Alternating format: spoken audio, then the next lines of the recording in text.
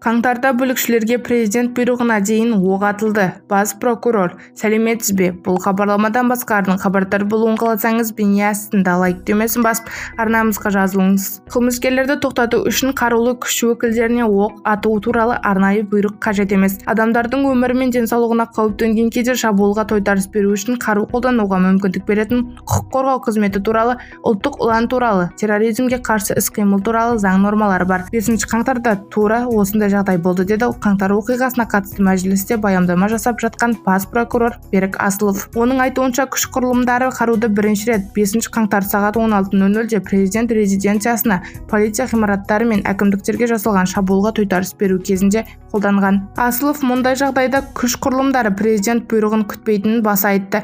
Біз бейбіт тұрғындардың өміріне қауіп төнген кезде заңға сәйкес әрекет етеміз. Қасым-Жомарт Тоқаев атыс қаруын қолдану туралы бұйрықты 7 қаңтарда бергенін еске салайын, деді Асылов.